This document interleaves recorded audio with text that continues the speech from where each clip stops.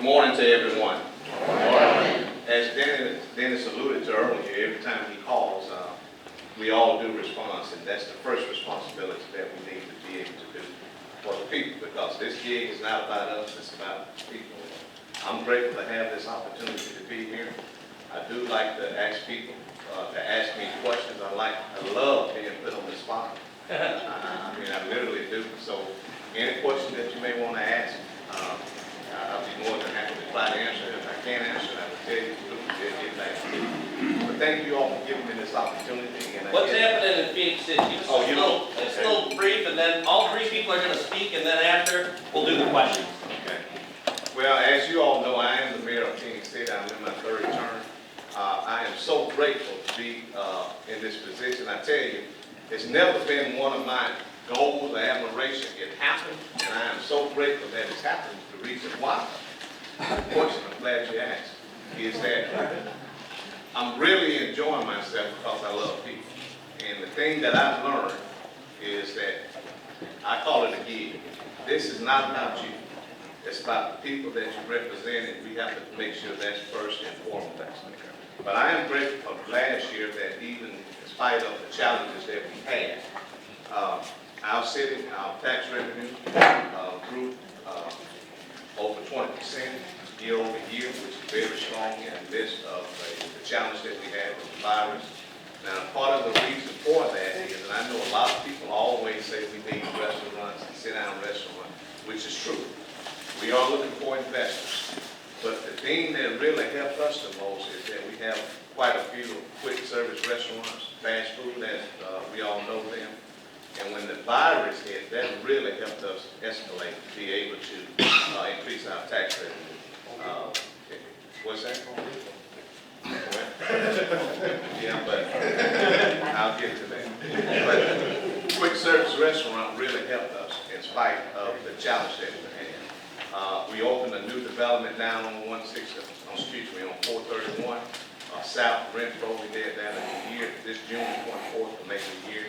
They're doing extremely well. That area was very, very underserved, and it has been one of the hot spots that we've had in Phoenix City. They're doing extremely great as far as that. I would tell you, as Mayor Copeland mentioned, Home Depot as well as Walmart is our biggest contributors as far as tax revenue for the city. I will tell you, and Will and Randy and any other bankers can attest to this, it was important that we had a strategic plan to make sure that all of our tax revenue is not incumbent upon two major companies. As we all know what happened in 2008, and any bankers there, when you get over inundated with certain type of loans and things happen, the pie is not spread big enough, and that's what caused problems. So the first thing that I wanted to do with the team is to make sure we do not become heavily concentrated just on two key people, businesses in Phoenix City. So we had to expand it. Now, we're not in New York, we're not in Atlanta. We have to get what we can get, because at the end of the day, the money is green, and we can get them from the tax revenue from businesses and small businesses. We'll tell you this, that last year we were able to refund over $10 million in savings due to the fact of our credit rating. We repriced those bonds, and we saved over $10 million for the citizens. That's huge for us. It is extremely huge. We were able to do that, which I'm extremely proud of that. And we continue to maintain a strong Standards & Poor's rating. Our reserve is over 192 days of operating funds, which is very strong. We're very proud of that. Now, that could change anytime. Anytime if we have a lot of rain, that's the night that I can't sleep and burning holes through the walls, through the ceiling, worried about what's going to happen, because the reserve is strictly for the reserve when things happen that we have to be able to go out and fix right then. But 192 days is strong, very strong reserve, 192 days. So fundamentally, we've done a lot of great things. Are we there where we need to be? No, we're not. Is everybody happy? No, they're not. Does everybody have more sense than you do? Yes, they do. But at least let's get to the table and talk about it. But the thing is, as I've heard and we've all known, that we have to be inclusive with people in Kansas City, and that's what we try to do. So, thank you all, Dennis, and anything you all want to ask, we'll come back around. Thank you. Yeah, I am Skip Henderson, and I like the way Van put it. So today I'm the mayor of extreme East Phoenix City. And I really am very grateful for being invited this morning. I mean, we've done this before, and it's kind of nice to get back together again. I know the pandemic sort of sent a few ripples across a normal way of life, and I'm gonna do my best not to spend much time talking about that. It's hard because everything that we do, everything that we touch was impacted by it. And as my friend Eddie Lowe said, we've been fortunate in this region. We were very, very intentional. We went into the budget session last year. When I came on as mayor, we had about 58 days of fund balance. The Georgia Government Finance Office Association recommends 60 for a solid bond rating. So we had set an internal goal of 90. And after this year, through this pandemic, we're at about 103 days. Now, as the mayor pointed out, that money is not just to sit there and say, we got some money. It's to try to get help, it's to try to take care of some things. We've got some real issues with regard to some of our capital needs. We're going to be addressing those in this budget. We're going to be asking council to help us replace some stuff in Parks and Rec. We're going to ask them to help us address some challenges we've had in public works. We have had a heck of a time. We use inmate labor on back of our trucks. And my phone's been burning up lately because of people's yard waste not getting picked up. So if anybody in here lives in Columbus and yard waste hasn't been picked up, I promise you, they're going to get it. It's just running about 3 to 5 days late. But what we found out is when the pandemic hit, the state stopped sending and transferring prisoners to the county work camps. So we were operating on about 1/3 of the normal human capital that we use to try to get out there and pick this stuff up. So we had to focus on the trash, the stuff that has the potential of creating a real health issue in the community. So some of the yard waste kind of slipped. Doesn't help that it's been beautiful, things are growing, people are mowing, and we've been trying to get caught up. So one of the things we're doing is investing in some of the single load trucks, the side loads, so that we don't have to put people on the back of the trucks. And frankly, we're going to wake up one day and people in Washington will decide that we can no longer use inmate labor. So we're going ahead. The pandemic has forced us to kind of take the initiative and start working on that and seeing if we're not able to be prepared for that day when it does come. I will mention we'll throw the skunk on the table, as my grandfather used to say. The thing that we have been wrestling with is what people all over the country are wrestling with, and that's crime. We've had a lot of violent crime, an uptick in it in Columbus, Georgia. And the truth is, there's a subculture that has emerged throughout the country. We could put a police officer on every single corner. We've got about 40% of the murder cases that have been opened in Columbus that are all domestic violence and family violence. Now, I don't think that's all because of the pandemic, but certainly because of the anxiety level rising and the people that were kind of bunkered in. I think that contributed. And one of my biggest fears for our friends at the Muskogee County School District was because of this. There were a lot of kids that didn't have that extra set of eyes that got to see them. And we were concerned about not only the kids falling behind, but potential child abuse for people that were kind of locked up in things. So those are some of the things that we've been dealing with. We've got some answers. I'll welcome your questions. We'll share some of those. But I have to end on an up note. Over in extreme East Phoenix City, we've had a lot going on along the river. Y'all may notice that despite the pandemic, we saw construction continue on 2 of the 3 hotels. Actually, 3 of the 4, because there's a small boutique hotel that's going up right next to the Mercer campus, which is the construction is rolling along. And they're going to be about 46, 47 high-end rooms right there at City Mill. They'll have right there on the deck that goes out over the river, there'll be a restaurant. Has anybody been to the rooftop at Indigo yet? Is that not cool? What a great, great view of Phoenix City. You can look south and north, and it feels like you can see all the way to Atlanta looking north and all the way to Pensacola looking south. But it's kind of kept some vital momentum for our community. The AC by Marriott just opened. That is a beautiful facility. We've got the Hampton that's still under construction. We have, I mentioned Mercer. We have had some issues, as everybody has. The pandemic has taken its toll on a lot of small business. We are anxiously and eagerly awaiting the news from the U.S. Treasury so that they will clearly define what we can use that stimulus money for. We desperately have some issues in our hospitality industry. Restaurants, museums, events, took it on the chin. And so we've got about a $1 million deficit in our trade center. We're closing in on $1 million in our civic center. So we are beginning to kind of get back to some degree of normalcy, inviting people back into those facilities. I think folks are ready.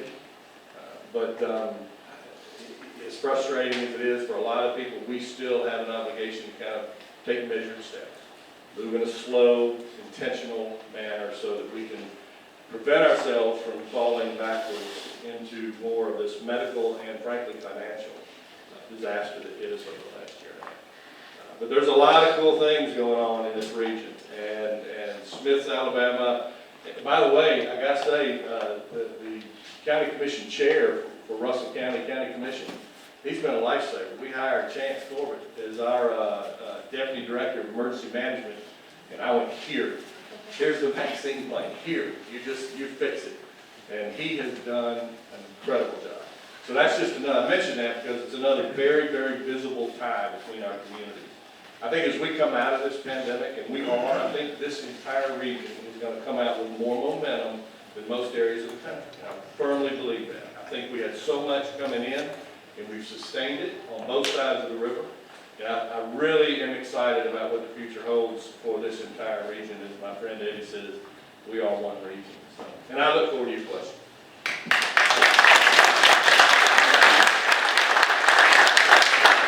I don't know why I have to go behind these two big guys. No, we have a special fraternity. We all answer each other's calls, and we work together for regionalism. And I always say this with Eddie: a rising tide floats all ships. And we truly believe that all of us working together is what's best for the region. It has absolutely nothing to do with us. Or our cities. It has to do with the people that we all serve. The three of us are not the same people. A man can only step on the river one time, and the river will change, and the man will change. But last year we had a conference call, and I was thinking last night as I was sitting there thinking about this. All three of us were on a conference call, and the doctor said, every one of you are going to know somebody that's going to die. And I thought, yeah, right. I'm a minister in case you didn't know that. I buried 6 people due to COVID this past year. Our lives changed as leaders. Our lives, this is the Pearl Harbor. This is the Vietnam War type thing that we dealt with in the last year. And how we have dealt with it is by you adapt or die. And every single person here that's a small business owner adapted in the last year of how you do business. And I want to tell you, I'm proud of you for what you've done.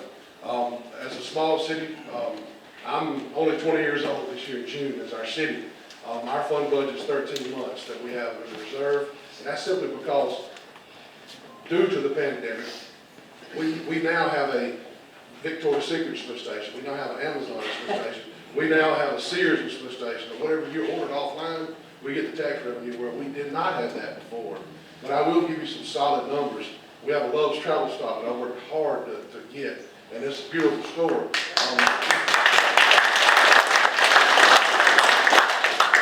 A city the size of Smith Station, they're writing me a check every month for $24,000 to go in our fund budget. And that is huge for a population of 5,000 people. Every day, our number one industry is schools. We have over 1,400 kids that go to school. Just at our high school, we have right at 8,000 kids that go to school at Smith Station every single day. So it's come and go and ebb and flow. One of the funny things I thought about is 2019, you all know, was very hard on Smith Station. We had a tornado and lost several people and several homes. These guys helped us rebuild. 2020 said, here, hold my beer. It was, as we walked into 2020, it was like, okay, I'm ready for a break. And then they told us yesterday that this Alabama State House has now changed our terms to 5 years instead of 4. So I just hope 2022, 2021 just severs down. simmer down. Some of the great things that we have coming in the city of Smith Station, we were granted a FEMA loan for $1 million to build a tornado shelter. We do not have a tornado shelter on this side of the county, in Lee County. And Lee County, between Smith Station and Phoenix City, we were in what they call a Dixie Alley. It's Tornado Alley. We have a tornado every 2 years in some capacity that runs straight down the river from Chattanooga. You don't know why, but it's a geological phenomenon. We took over our roads and bridges. This is one of the proudest things I have. You no longer have to say I live on Lee Road. My address now is 907 Oakhurst Drive. Praise God.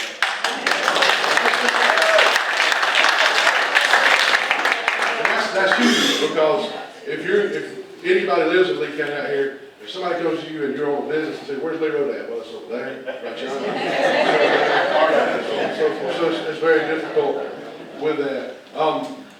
We're the 6th fastest growing city in the state. In the last 4 years, we've had over 400 homes. Right now, we have active 128 homes being built in Smith Station. We're running out of land, but we're annexing, just steadily annexing. And we're trying our best just to grow. And our motto is the heartbeat of East Alabama. And that's literally what we're trying to be. We're trying to be Mayberry 2021. Just a place where everybody knows your name. And we have a lot of good things. As far as business is concerned, we had a lot of commercial businesses on the line at the end of 2020. At the beginning of 2020, when March 2020 hit, all that dissolved. But they're starting to come back up. Starting to get calls and so on and so forth. And sir, thank you for your service. Fort Benning is a huge part of Smith Station. We have more active duty and reserve duty per capita than most cities. And I'm very thankful for the military and what they bring to this region. And I thank goodness for Fort Benning. But I'm not going to continue on. I've been more than happy to answer any questions that you guys have. Dennis wants to facilitate that. And Dave's going to set it up. Dave's going to set up the question and answer.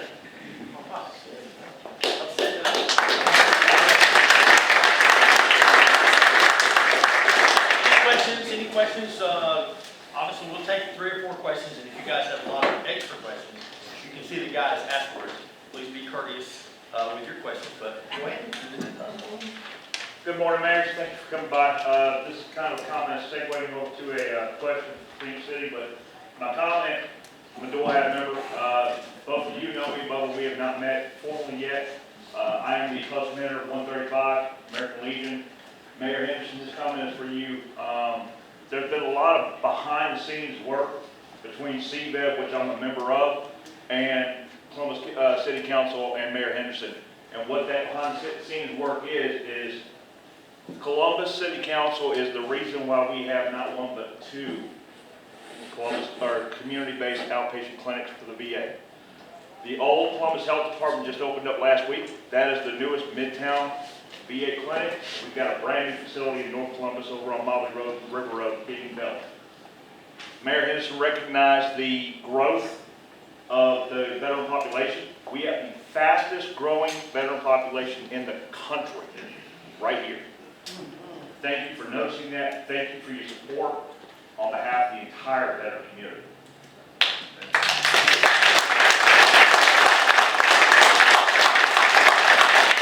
Mayor Lowe, you and I know each other pretty well. We worked together now for, 3 years?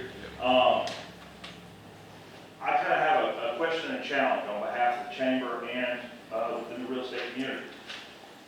Coming across the 13th Street Bridge, we know is titled the Gateway to Alabama. However, if you come down 13th Street, it's not the prettiest gateway in the world. What can we do as a chamber? What can we do as a real estate community? What can we do as partners to help revitalize 13th Street? That's a great question. I would tell you, it's actually from where CVS is in Walgreens to Whitewater Avenue, that's 1.9 miles. That's the major corridor here in D.C. And I want us to think about, and we are looking at things, it just takes time, and at least we have to get it started. But you all may know when you build a mall, which they probably don't do much now, you normally start with 2 big anchor stores on each end and start filling in the others. We have that end taken care of with the Marriott, Whitewater, and all of that, and redone that street. We have a pretty decent end here from CVS and Walgreens. We had hopes to build a Hummus Park up here where Cobb Hospital was, that paid tributes to all veterans from all 5 of the branches. However, that never did come to fruition. So what we did a partnership with the Phoenix City Housing Authority to build Liberty Hill to try to get that end of that thoroughway started. We also put the Department of Human Resource down here, which is a $7 million building, to kind of get that end started. Now, let me say this, let me go back to the partnership with the Phoenix City Housing Authority. I'm not going to apologize for this, but I get sick and tired when people come to us and say we are doing low-income houses for people, which is a negative connotation on people, and I don't take that lightly because it's about people. But it's a mixed income of 72 units that's going to cost about $14 million. But part of those units is going to be specifically for veterans. Specifically for veterans. We can't put all veterans in there, but it's going to be a large part. That's why we're calling it the Liberty Hill. We have 11 other acres. It's a total of 18 acres there. We have 11 other acres there. That is a natural terrain that we hopefully someday would do a nature trail park and still call it Hummus Park. In our mind, if we can get this end of that thoroughway started and help start filling in. Now, I will tell you this, we have approached a lot of the businesses in that thoroughway, but let me tell you, for some reason, people want to hostage the city. And we're not going to let that happen now. We make fair offers, in a lot of cases 20 to 25% over market value. But let me tell you, and I mentioned here at the table, everybody who say they're on your team, they're not on your team. So we have started looking at buying some property now. I will say this, I'm not afraid to do eminent domain. That's a tough challenge. But we can ill afford to let people stop us from having the opportunity to grow, or we can have an opportunity to create a quality of life for people. But it doesn't look good. It is what it is right now, but there are some plans. Yes, sir. Good morning, my name is Mr. C. All of Mr. C. Bob, so how's everybody? Good. Safety. Okay, you know what, 165 and 431? Coming off 165, that hill, that little short ramp that comes down on the 431, that's like the most dangerous spot. And this is what I'm noticing, it's a short space to get off from 165 on the 431. The average person will come there and stop. But if you're coming down 165 off the hill and when you bend that corner, if you're not paying attention, you'll easily smack somebody because it's so short. What I'm suggesting is that y'all can extend that road all the way down to that new red light in front of Renfro. So it'll be 3 lanes, which will give a person a fair opportunity to get over to the highway or to allow somebody to turn off and make that right at that red light. Yeah, I agree with you 100%, but let me tell you this, it's not an excuse. Alabama Department of Transportation owns all of that. They have the final say so. And unfortunately, I don't want to say this, unfortunately, things have to happen that's not good before they move. Yep. And let me tell you, you're not going to win that battle with them, but I will tell you this, we are right now very close to deals on that right side as you make that, as well as the left side as far as more development. We are talking with people, and we have some people, we got some levels of intent of that area. So with that taking place, it would be easier for us to get them to extend that lane further down. Yes, sir. But that's the Alabama Department of Transportation. Mayor, let me piggyback on your comment a little bit, because this is again where you come in as a chamber member. If the mayor reaches out to me and says, Dennis, can we get a letter of support from business owners in your town? And you send those things to me, or we draw up a letter and ask you to sign it, that's a very powerful tool that the mayor then has in his hand, that 400 chamber members want this thing to be changed. So at any point, that's what you do as a chamber to help. There's a lot of activity that will be taking place in the next, hopefully, 2 to 3 to 4 years. 2 to 4 years, you'll see a big change down there. Yes, sir. Hey, Got a little bit of a problem out there where I'm at. We're out in Ladonia. I'm on Newberry Drive. Y'all annexed us in on your taxes. Called to put a store out there. That's well and fine. But the city is not responding like they ought to. We had a guy have a motorcycle wreck out there on Newberry Drive the other day. And the county got there way before they did. Ambulance was almost 30 minutes prior to the wreck before they got there. And this guy had been seriously hurt. He had a bunch of cuts on, where he went down on his bike. But it wasn't nothing serious, so he wasn't no danger of dying. But it took 30 minutes for the ambulance to get there. And your city police got there just a few minutes before they did. Russell County was there quicker. Russell County responds quicker. We need to get off the annex on Newberry Drive where we can have the county take care of us. Now, is your zip code ends at 70 or 69? 36870. Okay, it's kind of a challenge because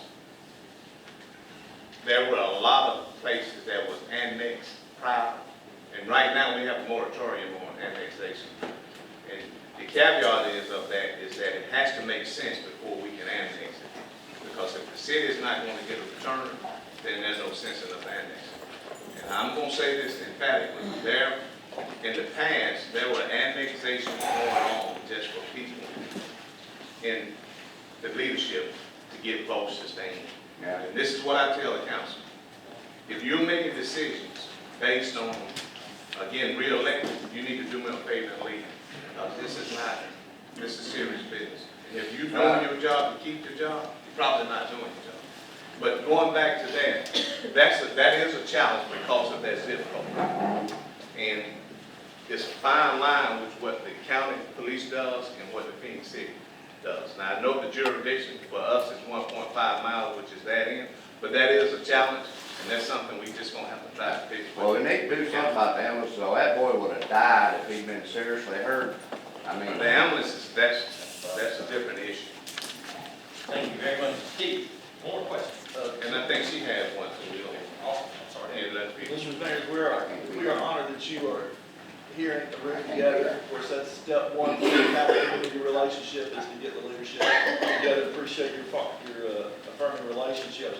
As you work together and as you see the course of the valley together, what current initiatives or future initiatives are on your plate in your discussion that you'd like to emphasize for us today as an example of how our communities are working together across the river? As Skip alluded, we are truly one region. Now, what affects those guys affect us, and what affects us affect those guys. We are one region. Now, do we compete? Yes, we compete. It's just like you're growing up in a household with your siblings. You fuss, fight, and do all that stuff. But at the end of the day, you love each other and you make it work. But we have a lot of things. There are actually construction going on in every district in Phoenix City, all 3 districts. And that's the first time that has ever happened in this community, right now. So we do have a plan. We have a goals to grow. We bought some property right on Broad to hopefully where the entertainment district is, where hopefully we can get that jump started, that will grow. We just purchased a land paid cash for, and we are in the process of trying to recruit some businesses there to hopefully jump start that. Out on 80, there's about 14 acres that's being developed right now that's going to be tax revenue. We do have potential out here on 280 with some other businesses that we've already signed letters of intent that are coming. Some nice businesses. So we do have a plan to grow our tax basis and make sure that we are making money that we can create quality of life for people in Phoenix City. Did that answer your question? I'd love to hear from the other mayors, please. All right, do you have a question for me? I have. Brief question. Whoops, I'm sorry, did I say that a lot? I guarantee you, the question's got a better chance of being brief than the answer. You know me, right? Thank you for coming to our breakfast, and it's an honor to see you all. And I heard everything about improvements, streets, buildings, business, all of that's fine. But what I had not heard is about, okay, the crime problem that we're having right now. is really overwhelming. When anytime you have 45 murders in a year, this is an issue, this is a problem. And I always bring up back in the 90s when we had Parks and Rec fully operational. Parks and Rec played a part in the communities, the lives of the children. We kept them so busy. The CEDAR program was there. You tried to bring the CEDAR program back one time, but it was not effective because you only allowed 15 people. And when the CEDAR program was there, the voids that these children are dealing right now, right, the millions that we save on the prison labor, I'm thinking, could that money or whatever could be used to replace what's void in the Parks and Rec department? Because everybody is crying that now. Parks and Rec, in your area, these children need something to do. And that void, like I said, is there and it's affecting our communities. It's not even safe to sit on your porch. And I'm from East Alabama, Columbus. I grew up there. Now I'm in Phoenix City now. But, you know, I need to know, what can you do to bring back that village? That village is Parks and Rec, part of it is. The church is part of the village. All of that involves the children. Yeah, when we talk to, when I have the good fortune to go meet with residents, with our police chief, and with our newly elected sheriff, it is truly a concerted effort. And what you'll hear our sheriff say is that it's a multi-pronged approach. What you'll hear our police chief say is that it's all hands on deck. It's exactly what you mentioned. We do invest in Parks and Rec. Now, I will tell you, over the last year, we have closed our rec centers because of COVID. I'll tell you, just now reopening. When I say just now, they've been open now for about a month. Senior centers are still up. We're working on a plan right now to allow any senior that can show a vaccination card to be able to come back to the centers. Because we understand that in addition to a situation where these folks have to find their own entertainment, they ain't always going to be safe and good entertainment. It's also an educational nurture piece for us. We do invest in Parks and Rec. We spend about in Columbus, we spend about $800,000 a year on programs, 85% of which are geared for young people to try to nurture, mentor, tutor. We also have spent some money investing in technology, and I hate to say it, but in addition to the programs to try to provide opportunities, there has to be enforcement that's going to come down on people who just make a decision. They're going to stay and continue to do what they do in the street. So we've got our sheriff who is working more actively to support the police department. The police department has a full technology department where they are looking at real-time trends on where the crimes are happening. They also stood up a crime suppression team. They're the thumpers. They're responsible for responding to those things immediately. We're also investing in camera technology so that we can solve these crimes even quicker. Now, we've had 23 homicides so far this year. 20 of those have been murder cases. And again, as I said, 40% of those are family violence. Those start and end behind closed doors. And the others, I think, we do have gang issues, but people misunderstand when I say this, but it's not truly a gang problem. And the reason I say that is they're not that organized. We probably have anywhere from 30 to 80 hybrid gangs. But there's not that solid allegiance to a gang, and they're not structured so that you end up with gang wars on the streets. That's not what's happened. Every one of our murders, every one of our homicides has occurred in a familial status. It's people who know each other. It's either a drug transaction, they're buying or selling guns, and then somebody decides they want the money and the drugs or the weapon, and they shoot the other guy. So what we've got is a situation throughout the nation right now where people have no concept of the finality of death. I mean, these are kids that are raised on video games. And what happens when you get killed in a video game? You push a button, you get another life, and you keep going. That doesn't happen. We saw 4 murders tied to one disrespect, where they snatched something off a kid, a chain off his neck in Peachtree Mall, and then his buddies went after that guy, his buddies went after that guy, and his buddies went after. And the 4th guy that was killed, they found the chain in his pocket, over a chain. And, you know, they posted it just to disrespect. So what we've got to do is exactly what you talked about. We've got to get with the churches, we've got to get with the Parks and Rec Department. We're actually looking, you know, we went to super centers in the recreation department. And I'm sorry, I'm going along, but this is a pretty important issue that we're dealing with. So we went to the regional way of handling the Parks and Recreation, the recreation department. We did it because of money. That was 20 years ago.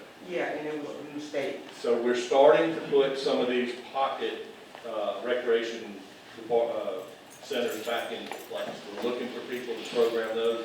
We've recently worked with our HR department to put a kiosk in each rec center that gives kids information on how to earn or how to learn work skills and try to help them find jobs, to get them in a job. We started a marriage summer youth employment program to hire 35 kids at $10 an hour to teach them. These are kids that don't have college plans, don't have a job lined up. They're just going to graduate and look for something to do to fill the time. We're trying to get them involved in employment. We've invested in Cure Violence, and that's a way too lengthy conversation. But Cure Violence, very simply, is a connector. They interrupt the sequence of violence. They hire people that go out into the community. They meet these folks in their own neighborhood. And before some kind of retaliatory strike happens, they get out there and try to interrupt that chain. They also connect all of these amazing grassroots organizations in Phoenix City and Smiths and Columbus, so that you have somebody acting as an air traffic controller to help these kids find the resources they need. It's going to take the whole community. This is a wave of violence that has gone on across the country. I used to see, 25, 30 murders in Columbus a year. And I wouldn't see hardly any in Smiths or in Phoenix City. Well, they're happening in Phoenix City and Smiths too. One thing that we have not done as good a job of, that we need to get back to focusing on, is multi-jurisdictional approaches to some of these issues. Because when you've got a criminal that does something in Phoenix City, he might take off for Harris County, or he might go through Smiths or come back into Columbus. So we have to kind of marshal our forces and make sure everybody, we share information, but I think that there's some things we can do that are more focused, concerted effort to try to work together to try to cut down on some of these. But the sad fact is, we got to cut off the food supply. And that's not going to impact it today. We can catch them, we put them in jail, and we work with our DA to make sure they stay there for a long time. But the biggest challenge is getting guns off the street and getting, if it's a battle, any military tactician will tell you the first thing you do is you cut off the supply chain, you cut off the food supply to your enemy. We've got to stop these kids from not having any other opportunities except to try to find a mentor who's walking around with a pistol in one pocket and rock in the other. That was a long answer, and I actually have more I can say about it. Can I call for an appointment? You can. And I will tell you this, anybody that wants to meet with me or wants to get in touch with my office, it's 706-225-4712. I'll call you tomorrow. Call me. Bubba, we're going to have Bubba kind of wrap things up. The mayors are going to be here for a minute or two after. If you got a pressing question, you've got to ask them. Give them a second and don't bend there too long. I'll make it very quickly. And we're a small town of 5,000 people, but the problem with crime begins at home. Number one, we've lost a whole generation that church is no longer popular. So church was a structure, kids have been together to learn love. And then thirdly, we've lost a whole year at school where they have structure. So we have lost one solid year of our life. Now these adults, children, they nothing. They don't feel the love, they had to eat well. So what they got to do, fulfill whatever desires in their heart. And that turns to crime.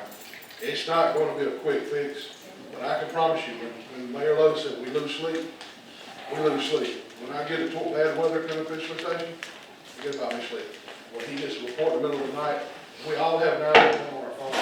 And when my good friend Mr. Kip gets a 911 call, he weeps because of that young man or young woman that died. We're very serious. If you do this for the money, we're all in trouble. We do it because we love people, and that's turn up y'all. Yeah, all right.